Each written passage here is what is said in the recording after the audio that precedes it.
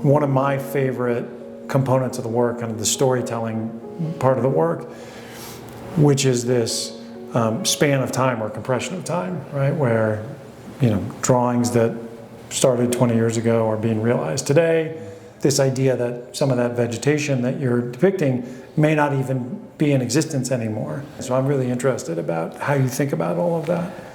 In this body of work, when I realized that all of the time I had spent looking and drawing inferred a world, and that these plants could reappear in new forms, I did think about all of these different plants might not exist, but they exist in this new form, in this combination of my looking at them, my drawing them.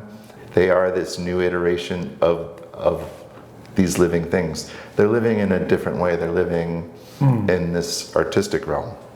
There's memory in these drawings because it's memory of something that's gone now, and then there's this sort of new experience that's happening or new opportunity. Yeah. And that seems so much like the way in which we organize life in our brains. Yeah, and talking with you, I realized that it is time and place. And so, like this piece behind us, the tree, I had an experience with this tree at Wave Hill, actually, in New York. I had a show there, and I photographed that tree. And to conflate all these different moments in time into this new object, I think is very much like our experience of our own personal histories. Our own personal histories do sort of exist as kind of a world composed of this aggregate of different moments in time. And, consciousness, we do jump back and forth, I think, in our heads. So it is a beautiful experience for me to look, and I think of them as batteries of time of looking and drawing. When we think back on memories and conflate things in our minds, they're just bits and pieces that we put together in a way that may not even be real. Yeah, and that there is this parallel world, this interior world, and that is very much a part of this current show, is like this, what is the relationship between our interior world and the external world? I've been kind of obsessed with how we drink from the world through the thinnest of straws, like we recreate the world in our head.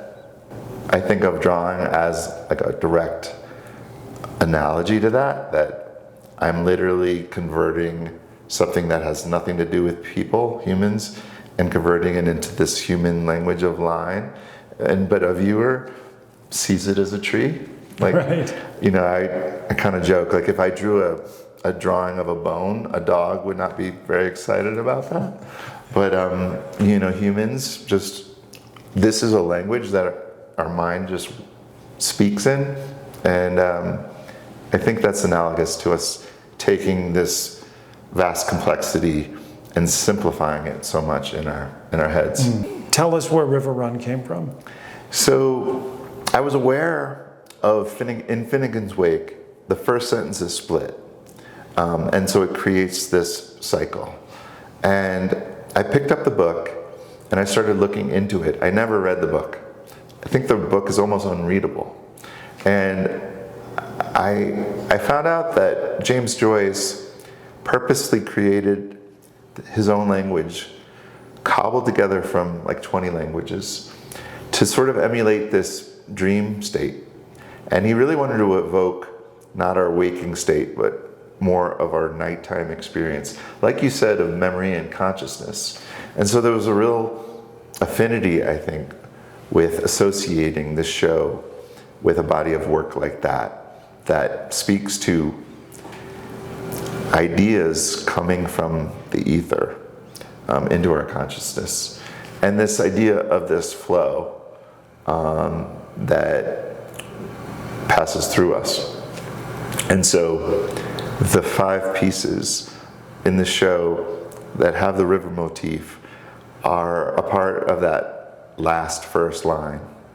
Away, alone, alast, a love, along the river run. And I love that there's no commas between those phrases, that they exist simultaneously. So you've had great success in your career, and we organized the solo show. And talk about what happened leading up to this show, because I was very surprised when the work was delivered to the gallery. We were all awestruck. We were so taken with how beautiful it all looked and how well the show fit together. Really well thought out. You told me a different story. Yeah, I think that, again, like, art making is kind of a miniature version of life, and that we come up with a story that we think we're going to live, and the life we live is never the story that we anticipate. We can never sort of create the world ahead of time, and so life has its own ideas about how things are going to go.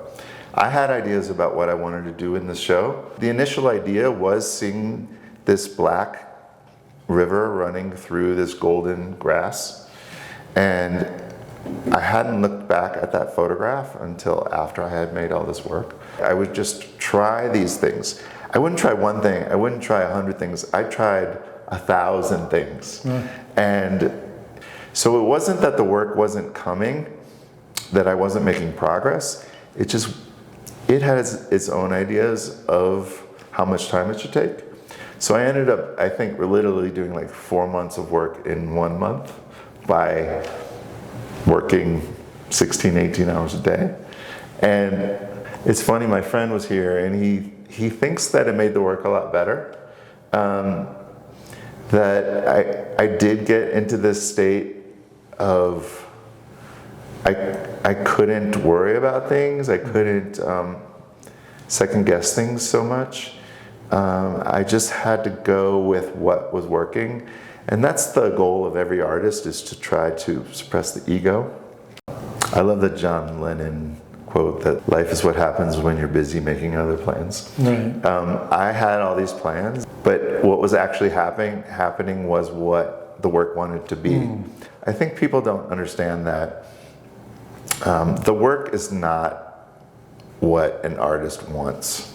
It's this combination of all of these different factors. It's what the materials want to do. It's what color wants to do. It's what form wants to do. It's what the artist wants to do.